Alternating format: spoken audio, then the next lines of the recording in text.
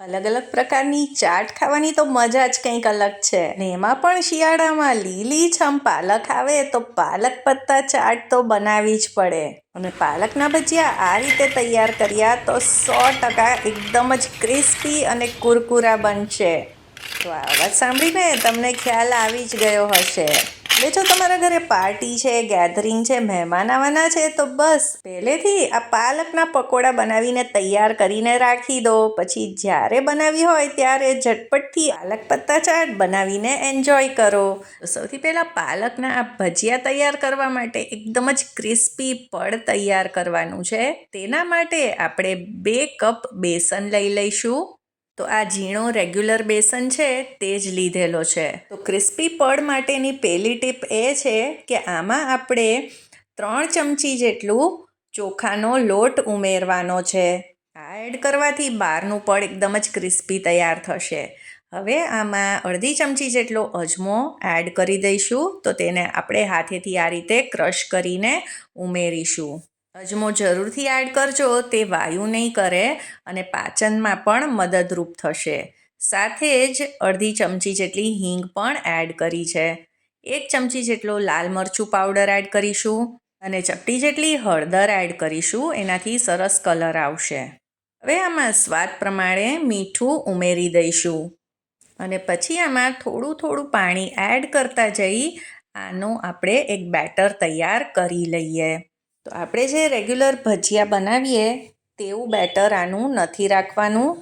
આની કન્સિસ્ટન્સી થોડીક પાતળી રહેશે અને છેલ્લે આની એકદમ જ પરફેક્ટ કન્સિસ્ટન્સી પણ હું તમને બતાવીશ કે જેનાથી આપણા આ ભજીયા એકદમ જ ક્રિસ્પી તૈયાર થશે.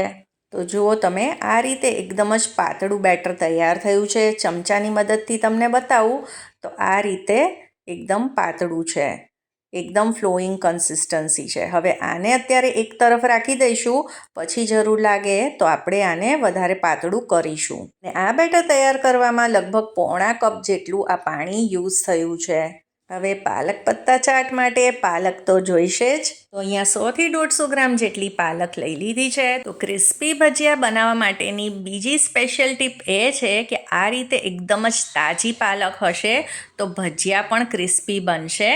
કેમ કે તાજી પાલકના પાન આ રીતે એકદમ જ કડક હોય છે અને જેમ તે જૂની થતી જાય તેમ પાન પણ એકદમ જ લૂઝ થતા જાય છે. હવે પાલકના પાનને ધોઈ લીધા છે અને આપણે નેપકિનથી આ રીતે તેને ડ્રાય પણ કરી લઈશું અને આનો ડાળીનો ભાગ કાઢી લઈશું. તો પાલકને જ્યારે આપણે બેટરમાં એડ કરીએ ત્યારે એકદમ જ કોરી હોવી જોઈએ. નહીંતર જ્યારે આપણે આને બેટરમાં એડ કરીશું ને આ ભીની હશે તો બેટર પણ વધારે ને વધારે પતલું થતું જશે. તો બધી જ પાલકની ડાળી કાઢી તેને એકદમ જ ડ્રાય કરી લઈશું. તમારે એવું હોય તો એક પેપર ઉપર એને પાથરી શકો છો છૂટી અને પંખા નીચે પણ રાખી શકો છો. અને આ રીતે જો મોટા પાન હોય તો તેને 2 પીસમાં પણ કટ કરી શકો છો. હવે બેટરને રાખીએ લગભગ 15 મિનિટ થઈ ગઈ છે. તો એને ચેક કરીએ તો આ રીતે તે થોડુંક હજી મને ઘાટું લાગી રહ્યું છે. એટલે આમાં લગભગ 5 કપ જેટલું પાણી ફરીથી એડ કરી દઈશું અને આની કન્સિસ્ટન્સી એડજસ્ટ કરી દઈશું. તો ચમચાની પાછળની સાઈડને આપણે બેટરથી કોટ કરીએ તો આ રીતે બધું જ બેટર નીચે પડી જવું જોઈએ, કોટ ન થવું જોઈએ. અને જ્યારે આપણે આમાં આંગળીથી લાઈન કરીશું તો એકદમ જ પાતળું લેયર બન્યું છે. હવે ભજીયાને ક્રિસ્પી કરવા આમાં ચપટી ખાવાના સોડા એડ કરી દઈશું, એટલે કે બેકિંગ સોડા. અને હવે મિક્સ કરતાં જ આ બેટર તૈયાર છે. હવે પાલકને આમાં આ રીતે ડીપ કરવાની છે અને પછી બહાર કાઢી આ બધું જ બેટર નીતરવા દેવાનું છે અને પછી જ આપણે તેને ગરમ તેલમાં એડ કરવાનું છે.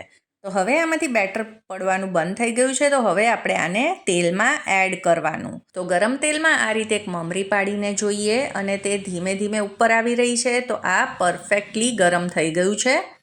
તો હવે આપણે આમાં પાલકના ભજીયા તળી લઈએ. અને આ ભજીયા તળવા માટે આ રીતે પોળી કડાઈ હશે તો ભજીયા એકબીજાને ચોંટશે નહીં અને એકી સાથે તમે વધારે પ્રમાણમાં પણ ભજીયા તળી શકશો. હવે આપણું જે આ બેટર છે એ એકદમ જ પાતળું છે, એટલે આમાં મમરી પણ પડશે જ્યારે આપણે આમાં ભજીયા એડ કરીશું. આ મમરી જે પડે ને એ તમે આ ચાટમાં એડ કરશો ને તો એ ક્રંચ પણ ખૂબ જ સરસ આવશે, એટલે તે પણ વેસ્ટ નહીં થાય. તો હવે બંને બાજુથી આપણે આને તળી લઈશું ક્રિસ્પી, અને આ રીતે થોડોક સોનેરી કલર આવે ત્યાં સુધી. અને આ અવાજથી જ તમને ખ્યાલ આવી ગયો હશે કે આ કેટલા બધા ક્રિસ્પી તૈયાર થયા છે. પાલકના ભજીયાને છૂટા જ રાખીશું અને ઉપરા ઉપરી નહીં રાખીએ, નહીંતર તે વરાળના લીધે સોફ્ટ થઈ જશે. હવે આમાં એડ કરવા માટે આપણે દહીં તૈયાર કરી લઈએ. અહીંયા મેં 1.5 કપ દહીં લઈ લીધું છે અને તેને આપણે વિસ્કરની મદદથી આ રીતે વિસ્ક કરીને સ્મૂથ કરી લઈશું. હવે આ ચાટમાં બહુ જ ખાટું દહીં ન યુઝ કરવું, મોરું જ દહીં લેવું. હવે આમાં 2 ચમચી જેટલી દળેલી ખાંડ એડ કરી દઈશું. સાથે જ 1 ચમચી મીઠું એડ કરીશું.